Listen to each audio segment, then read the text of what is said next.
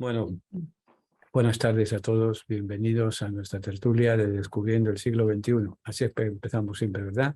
Así que así vamos a empezar también hoy. Edwin Argueta, un saludo grande. Marilú, Salvadora Benavides, Mercedes por ahí atrás, Galaxies, los Núñez y iPhone 13 mini. María Valdés. María Valdés. Así que todos ustedes sean bienvenidos y sean bien hallados allá donde se encuentren.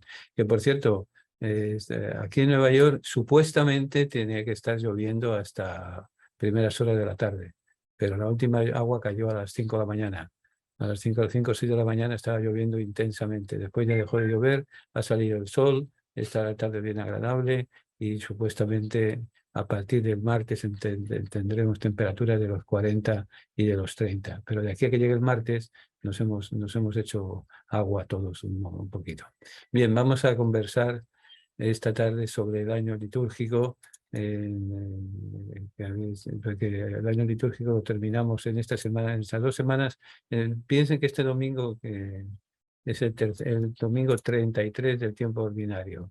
Domingo 33 quiere decir que nos queda un solo domingo para concluir el año litúrgico y empezamos el ciclo A. Ciclo A que va a ser San Mateo, después ya San Marcos, después a San Lucas y después empezar otra vez la ronda y demás. A lo largo de todo el año la Iglesia celebra los acontecimientos más importantes de la vida de Jesús. O sea, ¿qué es lo que se celebra en el año litúrgico? Los momentos más importantes. Por ejemplo, que Jesús fuera a la sinagoga no era importante, porque iba todos los sábados.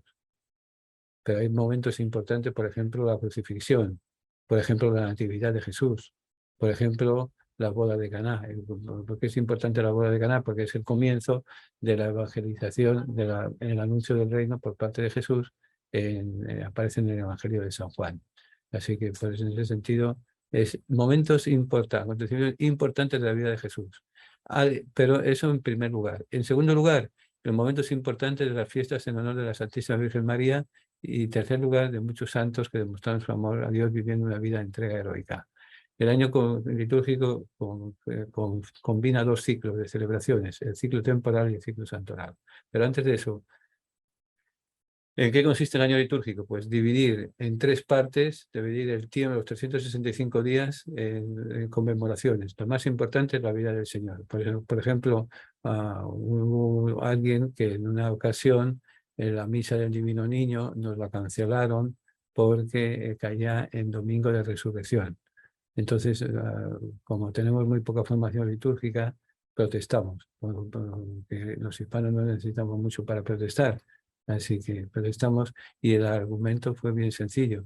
Las fiestas del Señor prevalecen sobre cualquier otra devoción popular. Sobre cualquier otra. Eso está bien, pero bueno, dejémoslo ahí. Y fiestas del Señor, la prioridad. Fiestas de María, la segunda prioridad. Fiestas de los santos y de los héroes, que han tercera prioridad. Y dentro de los santos van a estar precisamente los apóstoles, aquellos que vivieron más cerca de Jesús, aquellos que vivieron y sufrieron y predicaron el Evangelio. O sea, por así decir, el tope, la Santísima Trinidad, seguido de Jesús, María, los santos. Y los santos, ¿quiénes son los más cercanos al Señor? Los apóstoles.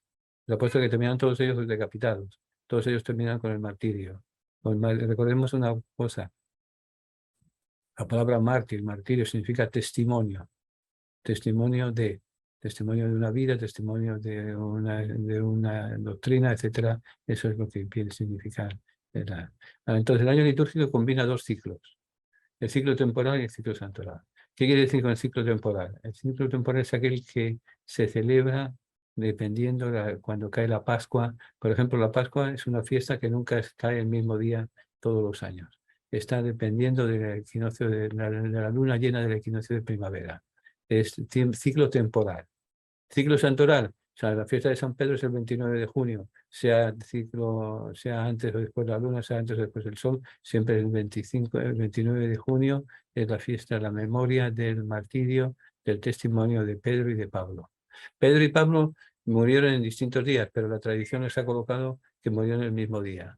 Uno murió patas arriba, lo crucificaron patas arriba, San Pedro, y otro murió cortándole la cabeza, que según la tradición, la cabeza al caer en el piso dio 3 golpes, y de esos 3 golpes salieron 3 fuentes. Por eso el barrio en Roma donde está la tumba de San Pablo se llama el lugar de las 3 fuentes, de las tres fontanas, porque es esa tradición que hay. Y a Pablo no lo podían crucificar porque era ciudadano romano. Y la crucifixión era para los extranjeros, para los esclavos, para aquellos que no servían para otra cosa que para ser carne de cañón, y eran los que tenían que se morir a cuenta de... A Pedro sí, Pedro es extranjero, es judío, con más gusto lo mataron. A un montón de ellos fueron crucificados de esa manera, pero a Pablo no lo podían matar porque era ciudadano romano. Pasamos a la siguiente slide. Sí. Entonces, la siguiente slide, despacio que tengo prisa. Ajá. El ciclo temporal. O sea, hemos dicho ciclo de personas y ciclo de tiempo. El ciclo temporal tiene 5 apartados. Está centrado en el misterio pascual y tiene su centro en el domingo de Pascua de la resurrección de Jesús. O sea, el ciclo temporal, en la Pascua, recordemos lo que significa la palabra Pascua. ¿Cómo se dice Pascua en inglés? Passover. Es el paso de Dios por nuestra vida. Entonces, que se va a regir por la luna llena de primavera, por el equinoccio de primavera, la luna. Entonces, es temporal en el sentido de que cada fiesta tiene un tiempo distinto, tiene un momento distinto.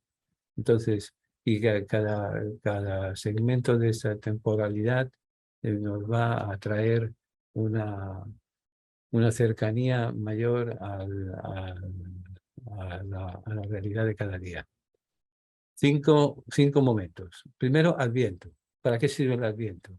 El Adviento es una palabra adventus, llegada, pero llegada con solemnidad, llegada con esperanza, llegada con amor, llegada con grandes fiestas y titulares. La fiesta de Adviento, el tiempo de Adviento, en un primer momento eran otros 40 días.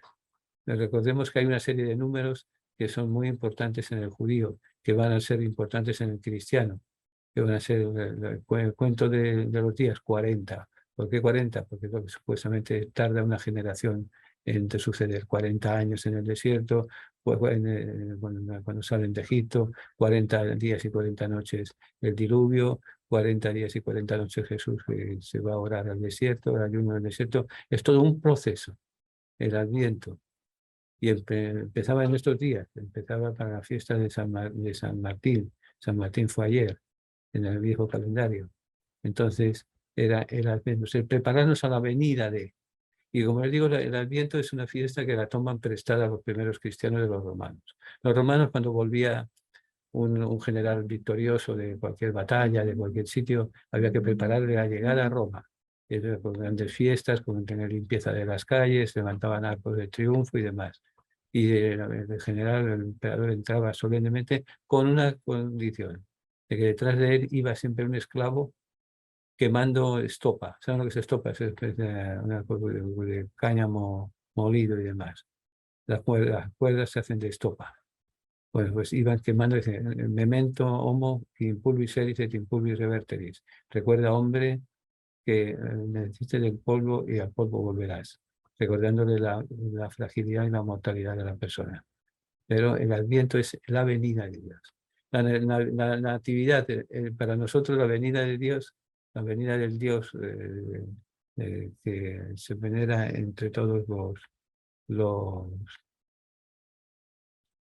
los seguidores de una religión, en el caso concreto de la religión cristiana, el Adviento prepara a la Natividad.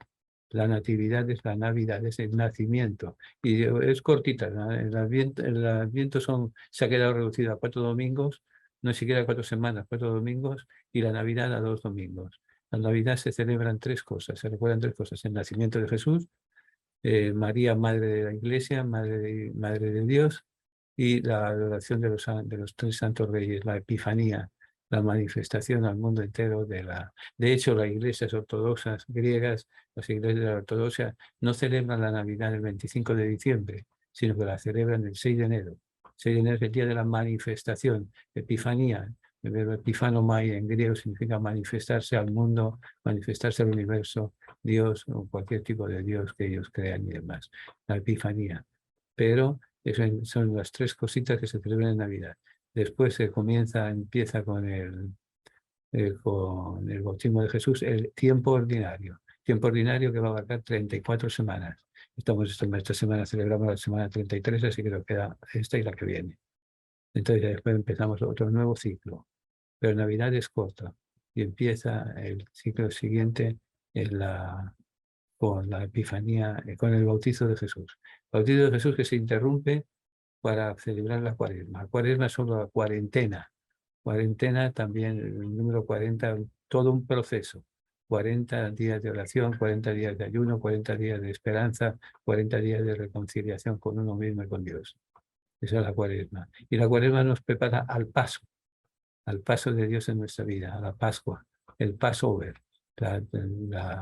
la transición del mal al bien y la transición de Dios que se acerca a nosotros en todo momento. Entonces, después ya los domingos que quedan son 34 domingos se considera el tiempo ordinario, los domingos de tiempo ordinario. Es el núcleo más fuerte, desde 52 domingos, 33 domingos, o sea, 20 domingos prácticamente son para celebrar la Navidad, Adviento, Cuaresma, Pascua, lo que el tiempo ordinario se lleva más tiempo, valga la redundancia. Entonces, vamos a pasar al siguiente slide. Tiempo de Navidad. El tiempo de Navidad es el tiempo de la espera. Perdón, Adviento es el tiempo sí, estamos bien, ¿verdad? Adviento. Adviento es un tiempo de espera ante el advenimiento de la venida del Hijo de Dios. Durante las 4 semanas del Adviento nos preparamos para el nacimiento de Jesús, que es la Navidad. La mejor preparación consiste en limpiar el alma, un mejor comportamiento y una buena confesión. O sea, esa es la doctrina. Pero en el Adviento, como les he dicho anteriormente, era una fiesta romana, greco-romana. Recordemos el aquí y el ahora. Hubo un filósofo en el siglo XX, Ortega y Gasset, que decía que el hombre es él y sus circunstancias. Y muchas veces para poder conocer las circunstancias de las fiestas, de los acontecimientos y demás, hay que ver cuáles son esas circunstancias, en qué momento está viviendo la persona esas situaciones de libertad, de pecado, de pobreza, de riqueza, etc. Entonces, el Adviento es Adventus, el prepararnos a la venida de Dios. ¿A qué Dios? Ahí ya entonces lo que puede ser el Dios dinero, el Dios vicios, el Dios caridad, el Dios esperanza, el Dios de la vida. Eso dependiendo ya de la formación que hayamos tenido y que vayamos haciendo cada día en nuestro corazón y en nuestra vida. Pero entonces, empezamos la arrancada pues, con el Adviento. Adviento que será pues, en este mes y este domingo es el domingo 33, el domingo siguiente va a ser 34, y el siguiente es el primer domingo de Adviento, que es el 20 y pico de noviembre, cuando viene el Adviento. Y después 3 domingos a continuación, porque el Adviento no se celebra por semana, se celebra por domingos. Se celebra por domingos a ver cómo se va viviendo y cómo se va celebrando la cosa y demás. El Adviento tiene...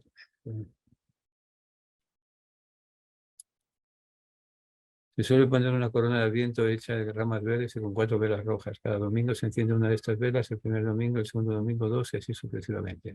O sea, fíjense que el Adviento es una fiesta de invierno, es una fiesta del Mediterráneo, es una fiesta del Medio Oriente, pero es una fiesta de invierno en la cual se celebra la vida.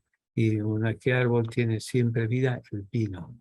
En la herencia de los pinos, de los abetos que se tiene la Navidad, es una tradición que no es judía ni es cristiana. Es una tradición de los pueblos bárbaros, de los pueblos germánicos que invaden Europa. Ellos van a tomar unas tradiciones también, que son tradiciones bíblicas. Por ejemplo, la tradición del árbol, el árbol de de la Navidad es el árbol de hoja perenne. ¿Por qué? Porque en los bosques siempre había estos árboles que ya podía venir frío y demás, seguían vivos, seguían verdes, seguían trayéndonos esperanza. Adviento es esperanza, por eso hay que poner el árbol de la esperanza, el abeto. Entonces ellos van a defender, van a ver esa fiesta con el Adviento, esa fiesta con el árbol verde que nos va trayendo la esperanza de cada día. Entonces, junto al verde, el rojo son los colores, es el sacrificio de Cristo al venir entre nosotros, que es lo que les va a dar la vida, nos va a dar la esperanza. Por tanto, jugando los colores. Color de Adviento, el color es doble. Color de Adviento, color morado. Es la penitencia que hay que hacer para purificarnos ante la venida de Dios que viene a nuestro corazón. Pero también es color verde, color de esperanza. Es el mismo color que va a tener el tiempo ordinario. Color de esperanza por los árboles que tenemos entre nosotros. El árbol de la esperanza, y que recordemos que el árbol está muy unido a la tradición bíblica. El árbol del bien y del mal del paraíso, el árbol de la vida, el árbol de la cruz, los árboles van a ser símbolos que nos unen con el Redentor, que nos unen con el cielo y demás. Por lo tanto, Adviento, esperanza, verde y rojo, Adviento también, penitencia, morado, que nos va a preparar a empezar la venida de Dios en nuestra vida, a preparar el nuevo año que va a empezar con el nacimiento de Jesús en la Eucaristía y en la Navidad. Tiempo de Navidad. El tiempo, si vamos a ver en qué consiste la Navidad, es una fiesta de alegría. Celebramos el nacimiento de Jesús, el Salvador del mundo. En la noche del día 24 de diciembre se celebra la llamada Misa del Gallo. Durante el tiempo de Navidad se celebran también otras fiestas importantes. Santa María, Madre de Dios, el 1 de enero, Epifanía o Reyes, 6 de enero, y la fiesta de la Sagrada Familia, el domingo siguiente, Epifanía. O el domingo antes hay Epifanía, dependiendo cómo caiga en el calendario. Pero bien, Navidad es natividad. Navidad, la palabra Navidad es un recorte de la palabra natividad, porque celebramos la natividad de Jesús, la natividad de Dios en medio de nosotros. Celebramos el nacimiento de Jesús, Salvador del mundo. ¿Por qué se celebra en la noche? Porque en la misa del gallo, porque es al amanecer de la vida nos examinarán del amor, nos dice San Juan de la Cruz. Al atardecer de la vida, para amanecer, es Dios que viene con la luz del día, Dios que nos ilumina como un nuevo nacimiento que nos va marcando el acercarnos a Él de todas maneras y de todas las formas habidas y por haber. Ahora, durante el tiempo de Navidad no es solamente se celebra la Natividad, se celebran una serie de santos y una serie de acontecimientos. En primer lugar se celebra la fiesta de Santa María, Madre de Dios, el 1 de enero. También se llama fiesta de María, Madre de la Iglesia. El 6 de enero se celebra la Epifanía, la manifestación. Epifanía es una palabra griega, el verbo epifanomai, que significa manifestación de Dios en medio de la oscuridad y demás. Entonces, para nuestro culto de Occidente es la segunda fiesta en importancia de la Navidad. Para los greco-ortodoxos es la primera fiesta porque es la manifestación de Dios al mundo.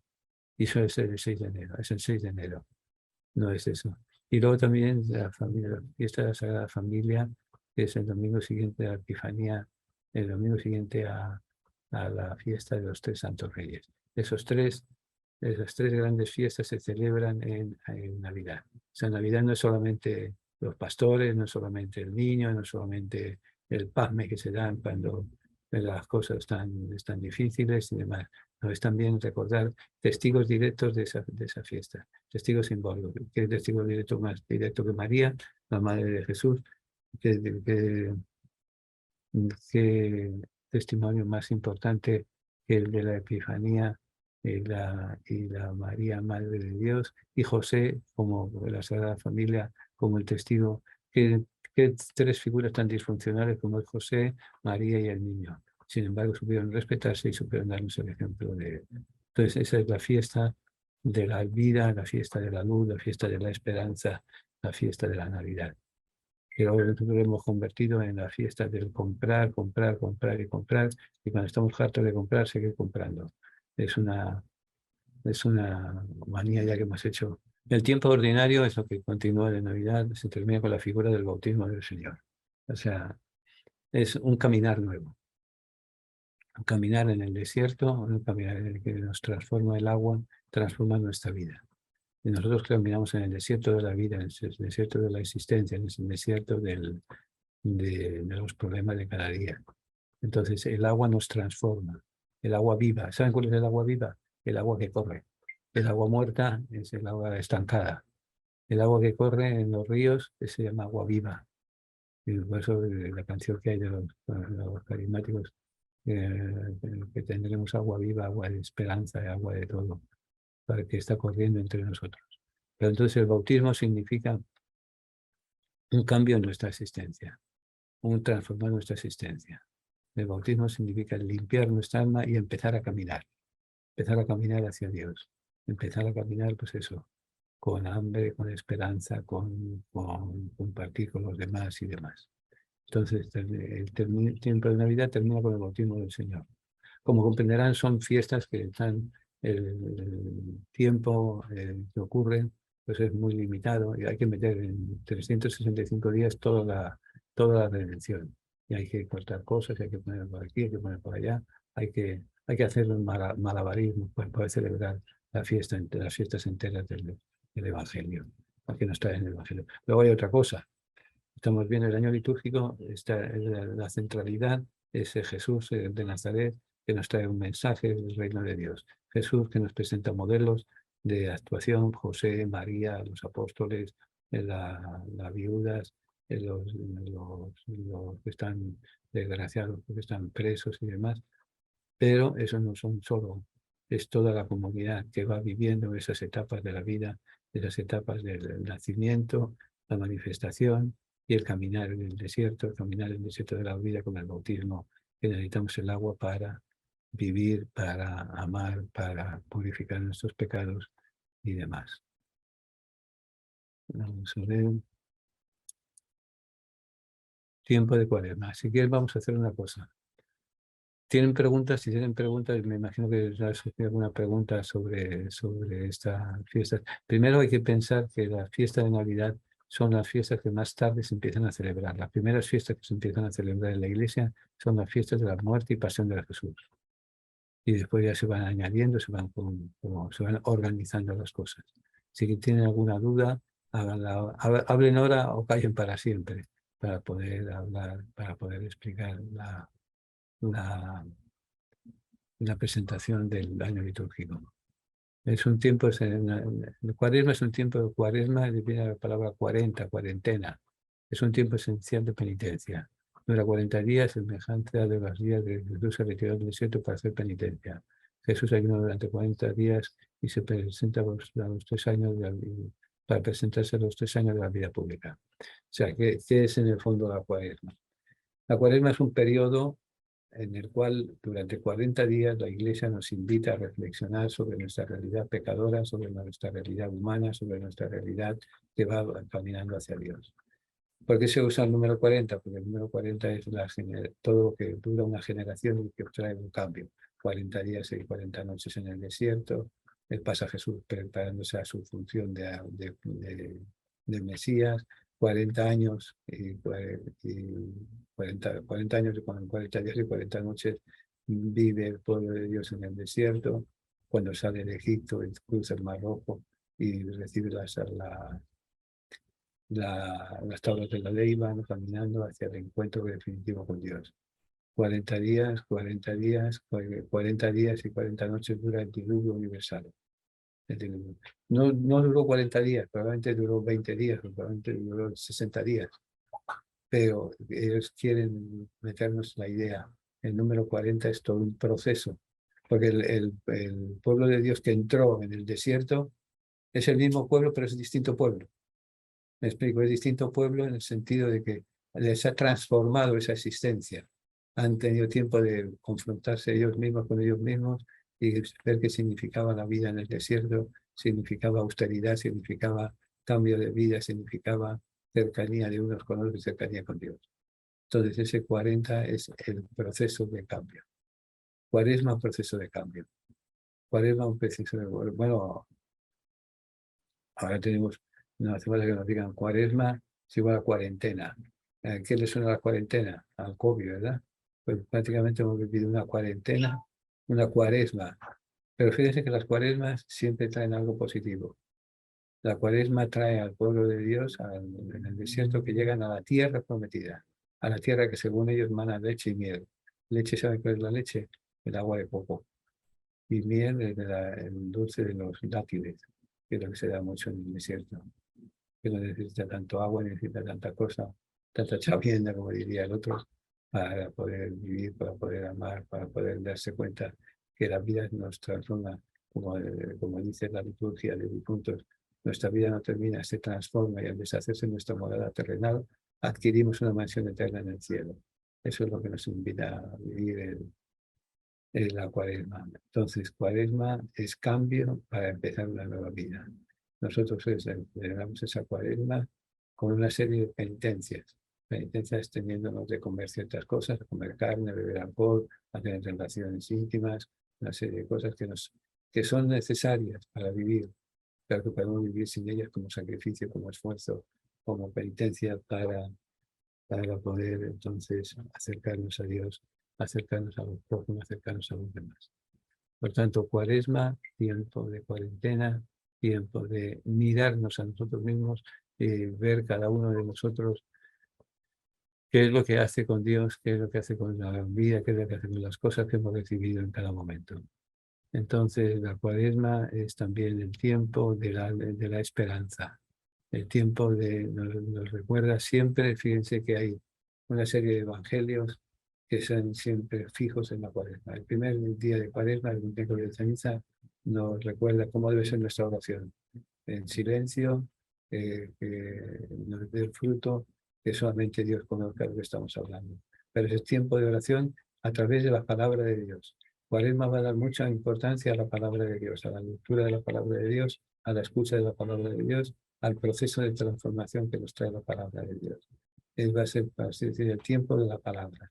El tiempo de la palabra que va a pasar al tiempo de la esperanza. El tiempo de la esperanza y de la nueva vida, que es Pascua de Resurrección. Entonces, vamos a ver el siguiente. Son 40, cuaresma son 40 días. Pero si contamos simplemente los domingos y demás, no nos llega a 5 domingos, 5 semanas completas. Pero quedan unos días, la mayoría empatando con uno y con otro, se comienza el miércoles de ceniza. El miércoles de ceniza se hace una solemne liturgia en la cual se echa en las ciudades medievales, el día antes del miércoles de ceniza, se echaba a todos los borrachos y a todas las prostitutas del pueblo, para que se fueran del medio y no estuvieran tentando a la gente con su invitación al pecado y demás. Son 5 domingos en los cuales normalmente 3 de los 3 primeros son invitación a reflexionar la palabra de Dios, y eso en los 2 segundos ya las consecuencias que nos lleva a renunciar al pecado y empezar la cuaresma de el compartir de unos con otros y buscar a Dios en nuestro corazón. Entonces, la cuaresma va a ser, la última semana se va a llamar la Semana Mayor o la Semana Santa. ¿Por qué se llama así esa semana? Porque es la semana en la cual se celebra los misterios más importantes de nuestra fe: la muerte, resurrección y la Eucaristía del Señor. Empieza primero el miércoles, el domingo el quinto domingo de cuaresma, también se le llama el domingo de Pasión o el domingo de Ramos. Cuando antes de la reforma del Concilio Vaticano II, era el domingo de Pasión, el domingo de Ramos. Ahora ya se le pone con el nombre de domingo de Pasión, quinto domingo de Cuaresma, domingo de Ramos, es todo lo mismo. Porque va a estar marcado primero por la manifestación de Dios en medio de su pueblo. Pero no se va a presentar Jesús como un triunfador, sino como un humilde servidor. El cristianismo no es de triunfadores, sino es de servidores. Es la idea que nos quiere dar, una de las muchas ideas que nos da el domingo de la Cuaresma y el domingo de Resurrección, el domingo de la Pasión del Señor. Entonces, antes, los viernes antes se hacía una cosa que muchos de ustedes todavía recordarán de cuando éramos niños, que el miércoles, el viernes antes del Domingo de Ramos, se tapaban las imágenes. Se tapaban las imágenes para indicar que la única atención que teníamos que tener era en Cristo crucificado.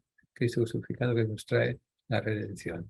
Entonces ese paño morado, ese que tapaba las imágenes, se destapa en la noche de la resurrección, la noche del domingo de resurrección, la noche del domingo de Pascua, en la cual hay el santo encuentro, hay el descubrimiento, hay el recuerdo de la vida y de la esperanza. Es también cuando hay muchos platos de comida que tienen que ver con la esperanza, que tienen que ver con la nueva vida y demás.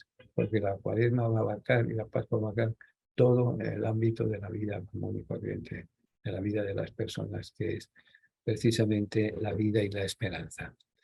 Entonces, es lunes, martes, miércoles son días de reflexión en la Semana Santa. El jueves ya hay dos misas que normalmente ha habido que dividirlas para poder atender a la gente y demás.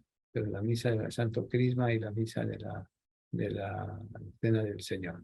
La misa del Santo Crisma es una celebración de la Eucaristía que hace el obispo de cada diócesis con todos sus sacerdotes. Y en esa misa se consagran, se bendicen todos los aceites que se van a usar durante el año. El aceite de la unción de los enfermos, el aceite del bautismo, el aceite de la confirmación, el aceite de las órdenes sagradas. Cuando se recibe el sacramento del orden, hay que untarle con aceite a la persona. Todo eso se bendice, se consagra en la misa crismal, de crisma. ¿Saben por qué crisma? Porque crisma es la frente y la cabeza, la parte de aquí atrás de la cabeza. Entonces se hace la cruz en la parte de atrás, se hace el santo crisma. Ese aceite es el aceite para bendecir la cabeza, para bendecir el cuerpo entero, pero sobre todo la cabeza. Entonces esa suele ser algo que se hace práctica, como cuestión práctica, el martes o el miércoles de Semana Santa se hace una misa especial para poder celebrar, renovar la promesa del sacerdocio y poder renovar también el aceite que se va a usar durante el año en todas las parroquias de la diócesis. Entonces eso se hace a primera hora de la mañana o el día antes. Eso no hay problema en ese sentido. Y luego por la tarde hay una triple celebración. La celebración de la Eucaristía, la celebración del sacerdocio, la celebración del pan y del vino que el Señor nos da como se nos queda en medio de nosotros. El sacerdocio, Cristo instituye el sacerdocio en la noche santa, la noche del Jueves Santo. Y entonces lo pone en práctica prácticamente inmediatamente, cuando se va a orar con sus discípulos al huerto de los olivos, y allí él reza y pide, Padre, que todos sean uno como tú y yo somos uno. Y en lo que pase de mí este caldo, pero que no sea mi voluntad sino la tuya. Una serie de frases, una serie de meditaciones importantes para este tiempo de Semana Santa que se nos va acercando poco a poco. Entonces, la siguiente.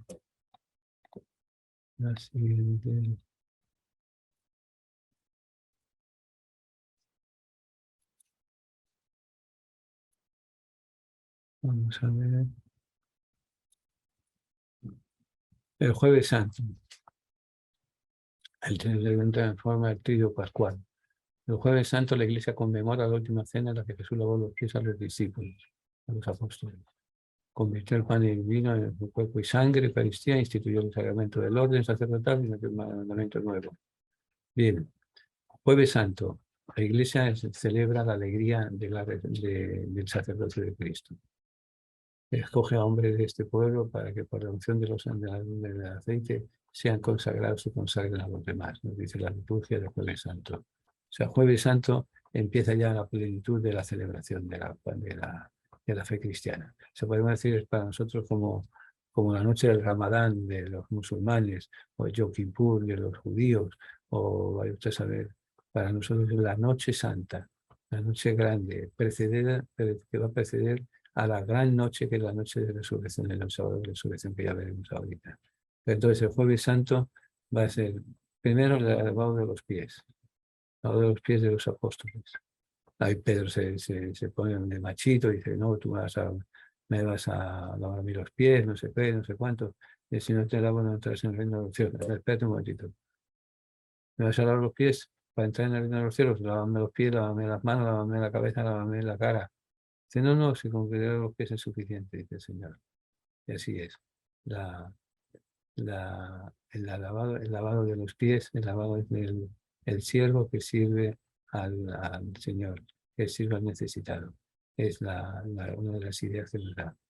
Va a convertir el pan y el vino en cuerpo y sangre de la Eucaristía. Se va a instituir, en esa noche se van a instituir dos sacramentos. El sacramento de la Eucaristía, que es Cristo que se nos queda como alimento para nuestra vida, y el sacramento del orden sacerdotal.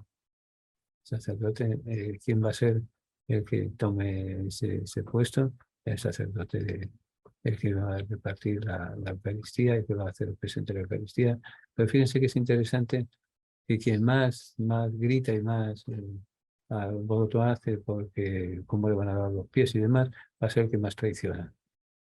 Pedro le va a traicionar a Jesús. No una, sino 3 veces. Por eso muchas veces no podemos decir, de este agua no beberé, sino hay que tener muy pendiente que lo que el ejemplo que nos dan los apóstoles y el ejemplo que nos da Jesús. Así que, mandamiento nuevo, y claro, ese día es el del mandamiento nuevo. Les doy un examen uno a vosotros como yo os he llamado. Fíjense, aquí Jesús termina con un mandamiento nuevo. ¿Por qué dice que es nuevo? Porque los judíos tenían el mandamiento, los primeros judíos tenían un mandamiento, un decálogo que eran 2 mandamientos. Amar a Dios y amar al peregrino, al beduino del desierto que va caminando por el medio de la vida y no tiene quien lo ayude. Moisés va a estirarlo a 10 mandamientos. Los fariseos y los publicanos, los escribas y los sacerdotes, de esos 10 mandamientos van a echar a 360 mandamientos. Jesús no, con unos 300. Con uno tenemos más que suficiente y nos va a dar el Jueves Santo. Es un mandamiento nuevo, que se amen los unos a los otros como yo los he amado. O sea, amar a los demás es nuevo. ¿Por qué? Porque habían convertido el amar en compartir, en mi conveniencia, en la conveniencia del otro, pero no era el amar. Entonces, el mandamiento nuevo es que nos amemos unos a otros. Punto. No va de qué va no mentirás. Si amo, ¿cómo te voy a mentir? Si amo, ¿cómo te voy a robar? Si amo, ¿cómo te voy a insultar? Te voy a matar. El amor está por encima de todo. San Juan de la Cruz, que eso decía hace un ratito, nos dice, al atardecer de la vida nos examinarán del amor. O sea que es el mandamiento que tenemos que tener presente. Bueno, Jueves Santo. Jueves Santo, Eucaristía, lavado de los pies, orden sacerdotal. Son las tres cosas que se conmemoran el Jueves Santo, que se actualizan el Jueves Santo. Luego después hay la visita a las iglesias. ¿Saben por qué se hacen 7 iglesias? Porque son los sitios que Jesús estuvo desde que salió del huerto del cenáculo y fue al huerto de los olivos. El huerto de los olivos, el cenáculo, el huerto de los olivos, la casa de Caifás, la casa de Anás, la casa de Pilato, el pretorio, y no me acuerdo el otro. Son 7 que se van a rezar, se van a orar. Es una noche de oración. Es una noche de contemplar la realidad que somos, que muchas veces no queremos aceptarla. El otro día grande es el Viernes Santo, el viernes en el cual no se celebra la Santa Misa. Hay una cosa muy curiosa. Yo voy a misa el Viernes Santo. Precisamente el único día en el año que no hay misa es el Viernes Santo. Es el día del recuerdo. ¿Por qué? Porque Cristo ha muerto. A Cristo lo han matado. Por eso no puede haber fiesta, no puede haber vida, no puede haber alegría. Porque el esposo de la iglesia, que es Cristo resucitado, está siendo crucificado, está siendo masacrado, está siendo matado.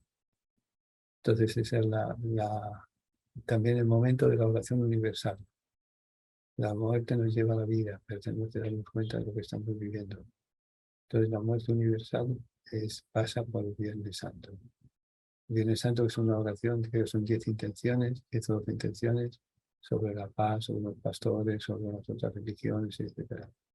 Y luego simplemente se adora la cruz y en silencio se besa la cruz y los restos de comida que han quedado del día anterior, del Jueves Santo, la Eucaristía que ha quedado del día anterior, entonces es lo que se reparte. Pero el Viernes Santo no hay Eucaristía, no hay celebración de la misa. Hay simplemente contemplar el misterio de la muerte del Señor. Luego ha habido una serie de devociones muy meritorias y muy respetadas y muy respetuosas, que son las procesiones. La procesión es la televisión del siglo XII, el siglo XIII. Al fin y al cabo, las procesiones, ¿qué es lo que van representando? Para que veamos por los ojos lo que se representa en la muerte del Señor. Y que también seamos manifestaciones de nuestra propia fe. Pero es sobre todo tiempo de esperanza y tiempo de reflexión. Jueves Santo, Viernes Santo es prácticamente de la misma moneda las dos caras. El siguiente, vamos a tener el Sábado Santo. El Sábado Santo es un día sin liturgia, porque la celebración de la Eucaristía se celebra por la noche, pero ya es muy bien, pero es el sábado no. Hay que tener en cuenta una cosa muy importante. El judío sigue el calendario lunar y el día empieza a la caída del sol, de la caída del sol a la caída del sol. Entonces, cuando no hay sol, nos guía la luna. Cuando hay luna llena, cuando hay luna menguante, cuando hay luna nueva, no. Pero la luna es la que va guiando. Entonces uno dice, pero si Jesús muere el Viernes Santo a las 3 de la tarde y resucita el sábado de resurrección a las 8 de la noche, no han pasado 3 días. Sí han pasado 3 días. Porque de 3 de la tarde a 6 de la tarde son 3 horas. Es ya un día entero. Ayer, hoy y mañana. Recordemos que para el judío los números tienen un significado. El número 3 es la eternidad. Ayer, hoy y mañana. Bueno, ¿cuál va a ser la universalidad? Norte, sur, este y oeste. Y la perfección va a ser el 7. Es 4 más 3. Entonces ellos juegan con la resurrección, los primeros apóstoles juegan con la resurrección en ese sentido. Al amanecer del tercer día, es a las 7 a las 8 de la noche del sábado. Por eso hay grupos, los neocatecúmenos, que celebran la liturgia de la resurrección a partir de las 7 de la noche, 8 de la noche. Esa fiesta es la fiesta de oración, es la fiesta de resurrección, es la fiesta de alegría. Durante esa celebración se rezan, se leen, se meditan y se alaban 7 lecturas del Antiguo Testamento y del Nuevo Testamento. Momentos importantes como es la creación, el paso del desierto, el recibir las tablas de la ley del Señor, y luego la resurrección que nos toque cada año es una resurrección distinta. Es la misma resurrección de Jesús, pero dependiendo del contexto del evangelista que nos está diciendo. Y eso se lleva un promedio de 3 horas, 4 horas. A nosotros muchas veces nos quejamos cuando tenemos una misa que nos dura un poquito más de media hora. Enseguida nos revolvemos en el asiento y demás. Las celebraciones litúrgicas de los ortodoxos duran 6, 7 horas, sobre todo en momentos como el Sábado Santo, y nos quejamos. Pero bueno, para los gustos se hicieron los colores. Sábado Santo, legalmente no hay liturgia, porque, ya les digo, el amanecer del Sábado Santo es las 6 de la tarde, las 7 de la tarde del viernes. El Sábado Santo termina al atardecer del sábado.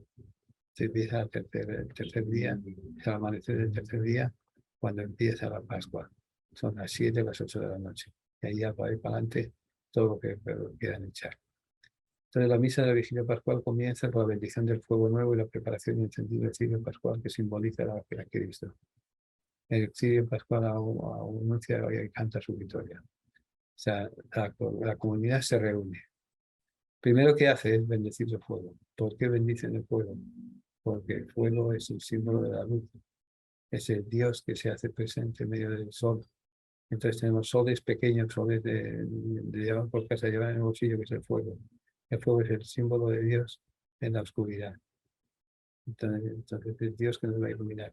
Y todo, de hecho, cuando están en el desierto, nos dice el libro del Éxodo, que ellos iban durante el día y les iba guiando una columna de nubes, y por la noche una columna de fuego. Es el fuego de Dios que va presentando su presencia, la redundancia, a través del fuego.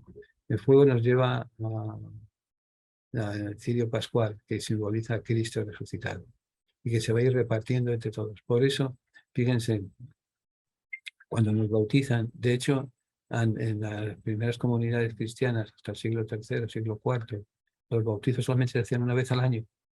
Eran bautizos de adultos ya. Eso de los bautizos de niños entran muy posteriormente, debido precisamente a una pandemia.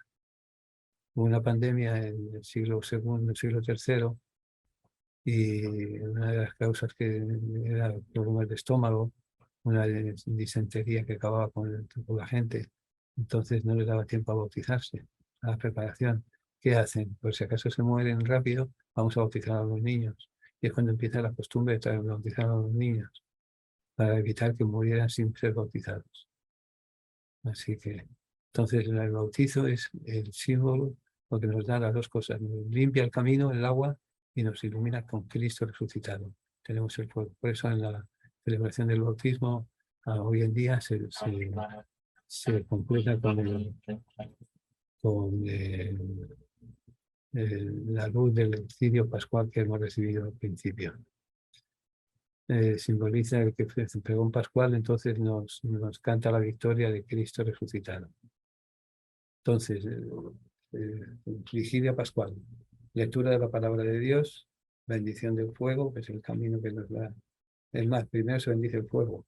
¿Para qué? Para poder ver la palabra de Dios, y poder ver las grandezas de Dios a través de la creación.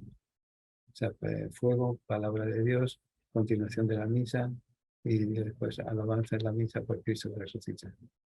Suele durar un promedio de 2 horas y media, 3 horas, si se hacen las cosas bien, reposadas y calmadas, que al menos una vez por la vida hay que hacerlo.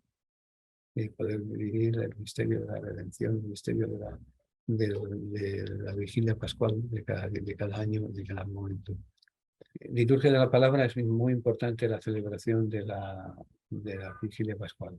Está tomada de lectura del Antiguo y del Nuevo Testamento, para poder reforzar, poder hacer grande la celebración, el poder fundamental. Nuestra celebración no es una celebración piadosita, no somos un Padre Nuestro, una Ave María, que no tiene nada en contra de eso, sino cimentamos nuestra fe en la palabra de Dios. Nuestra fe se consolida, se hace el tronco en el cual vamos a creer todos en la palabra de Dios, en la escucha de la palabra de Dios. No es decir, esta lectura, como ocurre muchas veces, esta lectura la corto porque es muy larga de leer. No, es la palabra de Dios. Aquí es donde lo que nos viene esa frase famosa de San Agustín y San Gregorio Nacianceno: cuando rezamos hablamos con Dios, cuando leemos su palabra es Dios que habla con nosotros, es Dios que está hablando con nosotros. Entonces, ¿cómo se establece ese diálogo con el Antiguo y con el Nuevo Testamento? Por eso la importancia de la palabra de Dios. Luego después viene la palabra de Dios, viene el aceptar al creyente a formar parte del cristianismo. La liturgia de eso se hace a través del bautismo. Era, como les decía hace un momento, el bautismo solamente se llevaba a cabo una vez al año, y muchas veces una vez en la vida, cuando había poca gente, y era la noche de la vigilia pascual, porque el bautismo transforma. El bautismo es un poco el final de un proceso, de conversión, de aceptación de nuestra vida del Evangelio, de aceptación de nuestra vida del mensaje de Jesús. Entonces, de ahí en adelante queremos vivir de esa determinada forma. Entonces, eso se consolida en el bautismo. El bautismo es para nosotros el gran momento de la resurrección de Jesús, y el momento grande de nuestra vida, que empezamos una vida nueva. Por eso se nos viste de blanco, porque la cultura mediterránea, el blanco es la vida y la esperanza. Se nos viste de blanco, se nos invita a ser testimonio del Evangelio donde queremos, donde estemos y demás. Y luego después, como símbolo de recogida de todo esto, tenemos la liturgia eucarística. De ahí en adelante la liturgia de la Santa Misa, la liturgia de la Eucaristía, va a ser distinta de las anteriores. Va a ser distinta en el sentido de que la Eucaristía que celebramos el Jueves Santo, que celebramos el quinto domingo de Cuaresma y demás, son liturgias, son celebraciones eucarísticas marcadas por la penitencia, marcadas por la reflexión y demás. Esta liturgia del Jueves Santo, el domingo de Resurrección, está marcada por la alegría que empezamos una vida nueva, que empezamos un caminar nuevo, que empezamos una ruta nueva en nuestra vida, marcados por la esperanza, limpiados de nuestro pecado, limpiados de nuestra de nuestra maldad y de nuestra dejadez de Dios y demás, la celebramos en la Eucaristía. Por eso entonces, bendición del fuego, lectura de la palabra, el bautismo, una palabra que nos invita a formar parte de una comunidad, es el bautismo, y después el bautismo que da gracias a Eucaristía. Fíjense que la palabra Eucaristía todavía hoy en día se usa en Grecia. Cuando uno tiene que decir gracias, dice Eucharistos, y para acabó, de nada. O sea, Eucharistos es la palabra más pronunciada esta noche, la noche del jueves, del domingo de resurrección. Eucharistos, gracias. O sea, gracias a Dios que se nos hace presente en nuestra vida, que se hace presente en nuestra existencia, que se hace presente en nuestro caminar de cada día. La siguiente.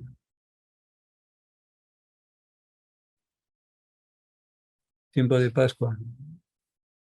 Es el tiempo importante, es como si fuera una gran montaña que tenemos el alfa y el omega, van a decir los viejos teólogos del comienzo del cristianismo.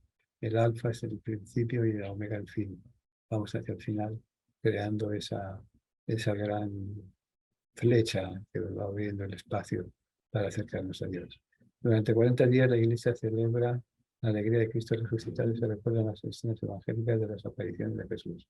Fíjense, los 3 primeros domingos de Cuaresma, perdón, de Pascua, son apariciones de Jesús. La aparición más tradicional es la de Tomás, que se están reunidos, se hace Jesús presente, Tomás no está.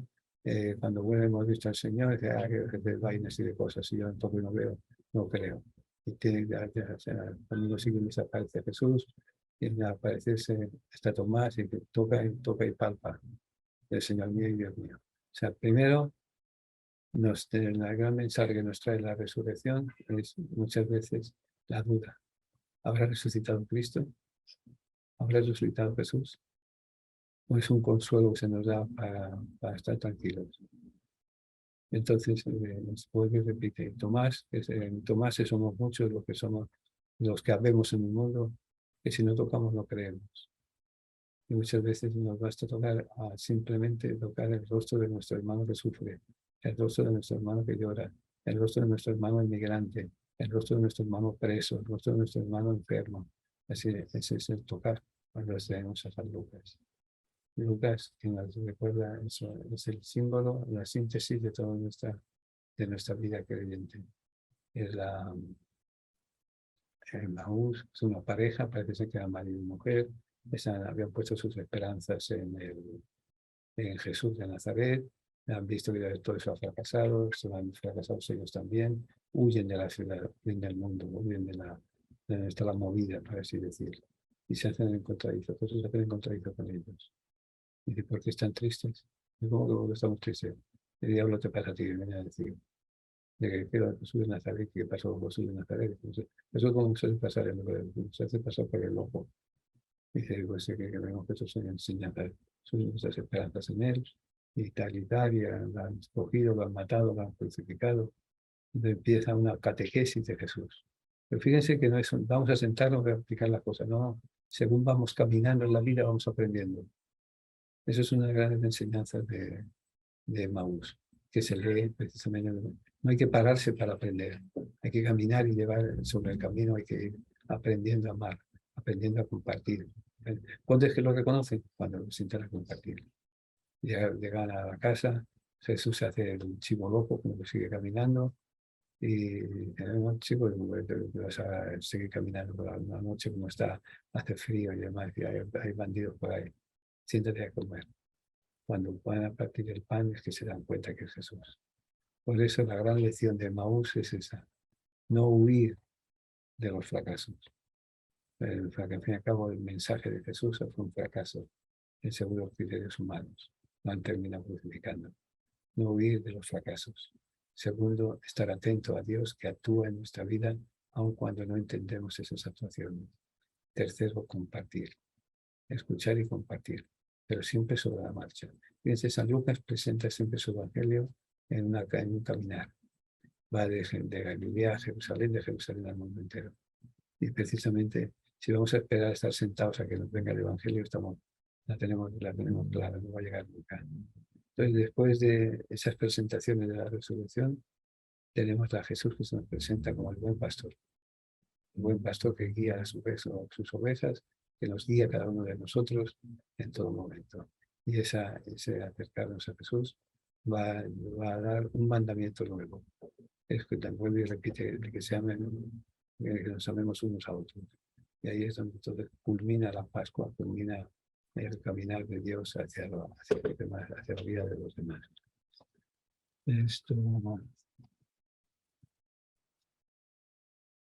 Durante 2 días los apóstoles permanecieron reunidos, pedían a la Virgen María que viniera el Espíritu Santo. El día de Pentecostés sucedió el hecho extraordinario de la venida del Espíritu Santo.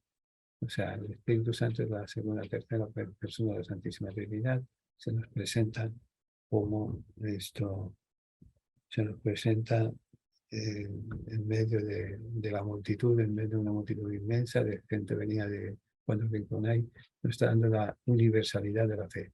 El Espíritu de Jesús, el Espíritu de la Resurrección, es un espíritu de universalidad. No es un espíritu de individualidades, sino de universalidades. Todos somos testigos del amor de Dios. Todos somos testigos de Dios que se hace presente en medio de nosotros. Y ahí entonces es caminar la Iglesia. Y entonces ya se continúa celebrando el año litúrgico, el año ordinario, el tiempo ordinario de cada día.